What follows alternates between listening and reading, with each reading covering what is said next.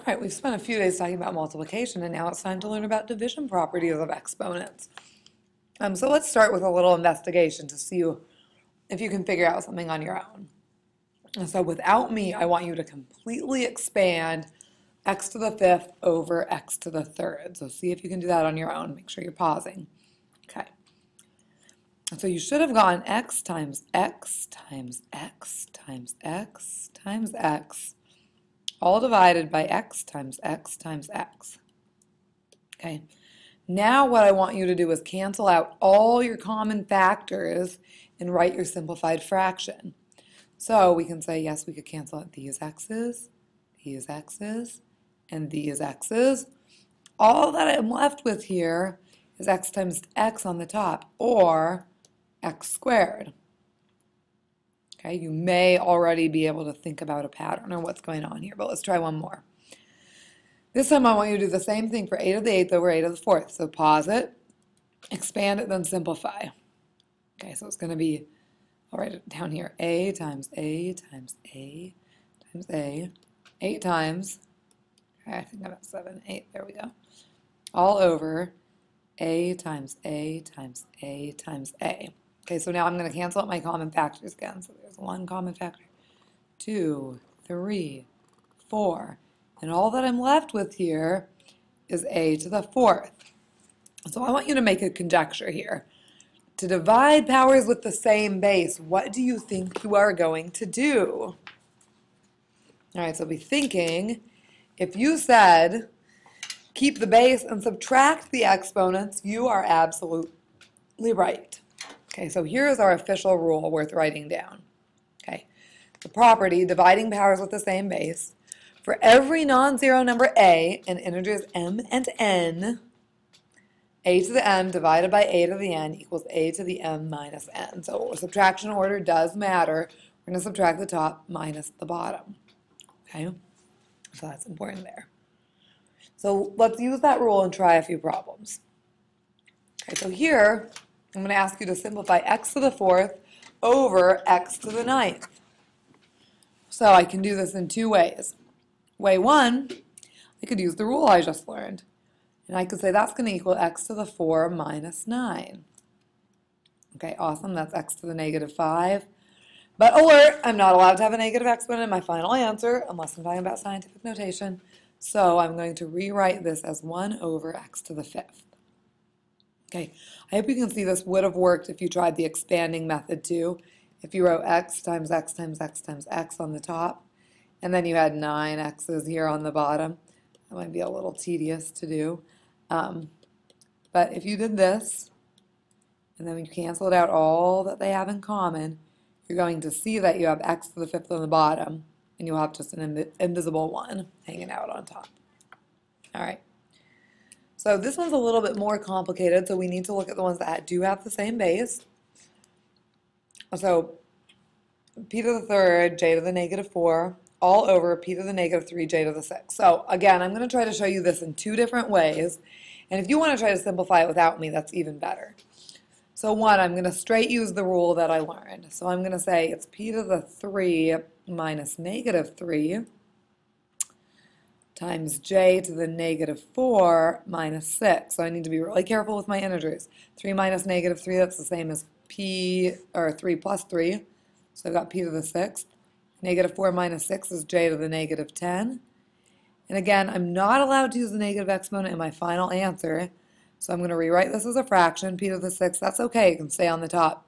J to the negative 10, so think reciprocal. All right, I'm going to put j to the positive 10 on the bottom. And that's my final answer. So you could have also tried to deal with kind of your negatives right away if you would have rather done that. And think, like, well, as you're simplifying that out, p to the third, that would stay where it is, but j to the negative 4, that would come j to the fourth on the bottom. P to the negative 3, oh, that's going to become p to the third on top. And j to the 6th, that's going to get to stay where it is. And then here we could have just used our multiplication properties of exponent where we keep the base and add the exponents and got p to the 6th over j to the 10th. So again, we get the same answer. We've done it in a different way. Whatever way you feel more comfortable with is totally fine. All right? Let's work on a word problem. Okay, so a small dog's heart beats about 64 million beats in a year. So I'm going to write that as 64 million. Okay, and maybe I should write this in scientific notation, but I didn't. 64 million beats. This is beats per year. Okay, and there are about 530,000 minutes in a year. What is the average heart rate in beats per minute? So I want my answer to be beats per minute, which means I need to somehow get minutes on the bottom. So there's 530,000 minutes in a year. So I'm going to say 530,000 minutes in 1 year. See, this is good because I've got my years to cancel out.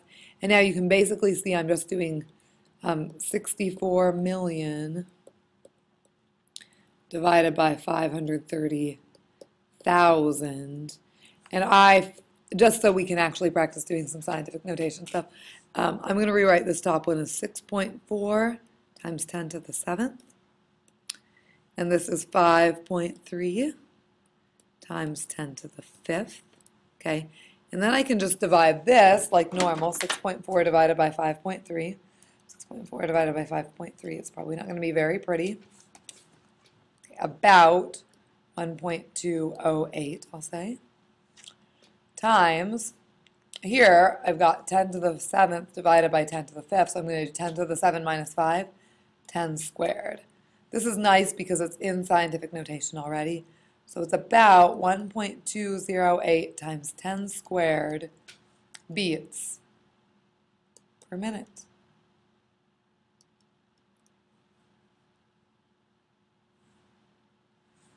Okay, or maybe it might have been just as nice to say about 121 beats per minute. Probably a little easier. Okay, let's look at the next one. This is a little bit different. We have this division problem, or a fraction, 2 divided by 3, or 2/3, to the 4th, and I want you to think, how could you simplify that? Okay, I want you to be thinking about what that means.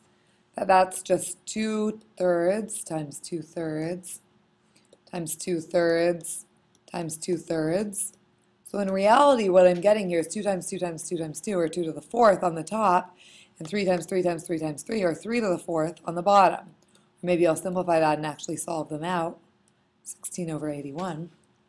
But this is kind of the part we're going to be looking at today.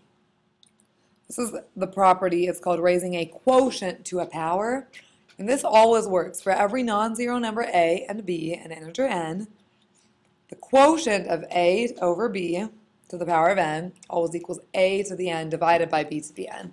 So what I'm saying here is, again, I can kind of distribute this exponent to both parts. All right, so if I ask you to simplify this, the quotient of 3 over y cubed, all to the 4th power, I could distribute my exponent 4 to both parts. So I'm going to do 3 to the 4th over y to the 3rd to the 4th. What we need to remember is a power raised to a power rule. Y to the 3rd to the 4th power, that's y to the 12th, 3 times 4. And 3 to the 4th, that's 81. 81 over y to the 12th cannot be simplified, so I'm done. Okay, let me have you try one. All right, 2/3, that whole thing to the -3rd power. So, again, I'd really like to show you this in 2 ways because I think it will be helpful for you to have both techniques. So one thing that you could do is just distribute right away. You can say I have 2 to the -3 over 3 to the -3. All right, oh man, negative exponent's in the wrong place. So that's 2 to the 3rd goes on the bottom, and 3 to the 3rd goes on the top.